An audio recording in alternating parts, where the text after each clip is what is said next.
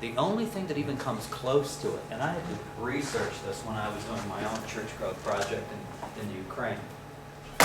By the way, we also put out stories, great conversion stories all over the Ukraine. 62,000 of these are published and they're being given out. My first interviewee was a KGB agent for 25 years, knew the president of the country. His picture is here. This guy was an Afghan war veteran. This guy was in prison for 23 years. He didn't want to go to school, so he thought he would, in the winter, bash out all the windows at night, and he did, and it put the school out of business for a couple days till he got all the windows back. And he said, well, that doesn't work long enough, so he burned the school down. That helped give him a longer vacation.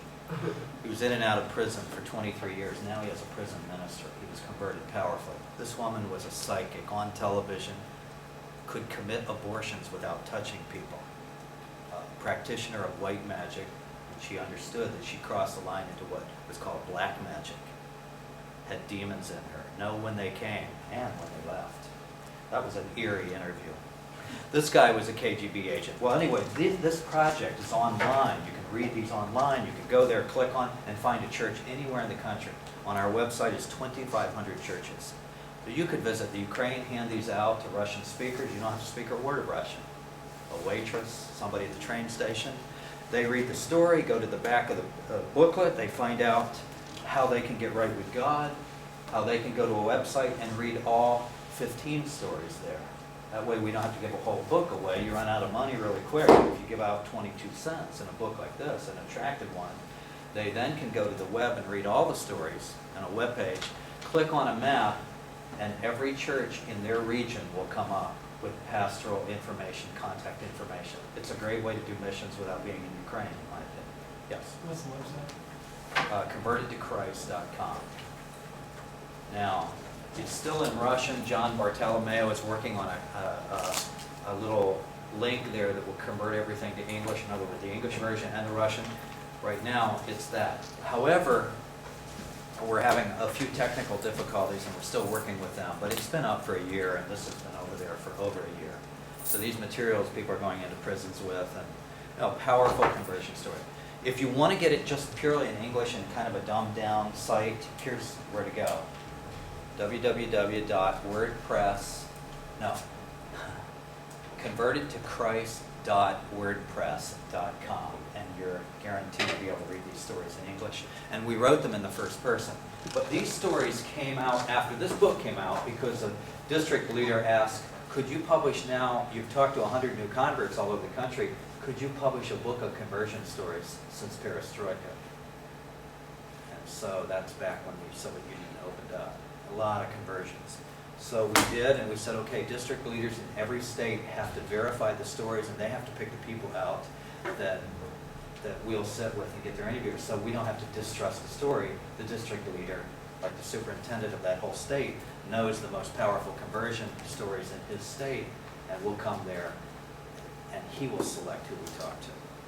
So the president of the whole union of 2,800 churches or whatever, he contacted the district leaders, and then the district leaders we contacted and interviewed the people. It was a great, oh man, raise the hair on the back of your neck listening to people's stories, those stories. You read them, they're powerful. Convertedtochrist.wordpress.com. That's a simple English site for English readers. Now, here's my point. God will call you to be as effective as the situation allows for. You're going to have to be spiritually tuned out, prayerful, filled with God's Spirit. You need to use the best strategy for your situation.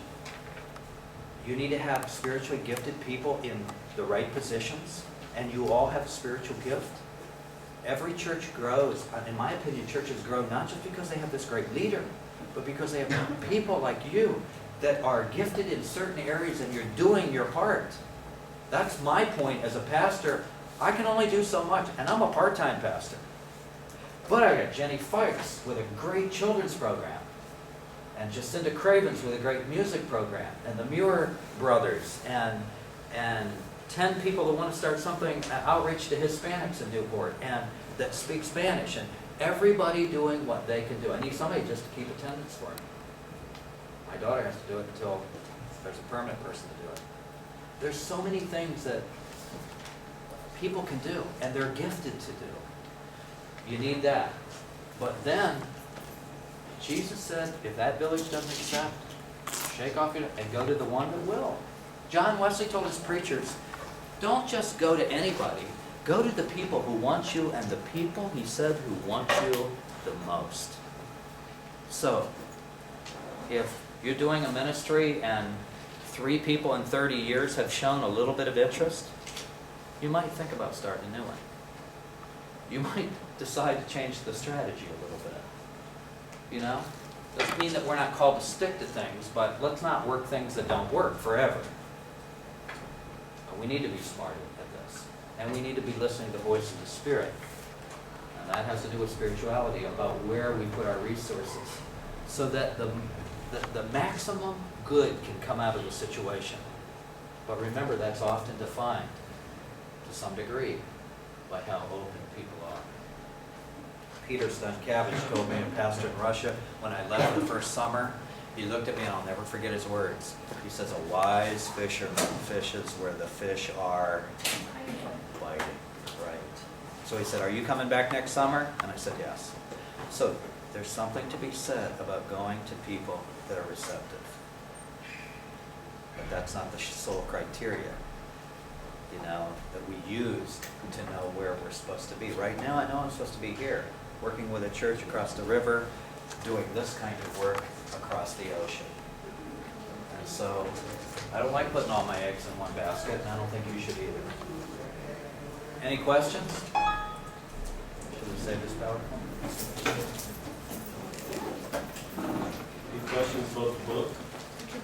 We talked about that. Yeah, I mean, you can raise them. I think time's up. Yes. Do you think it's better to like start new churches as it grows, or keep one church and have like little individual type of churches? I think that depends on your circumstances. If you can incorporate a lot more people and break them down into smaller groups, do that.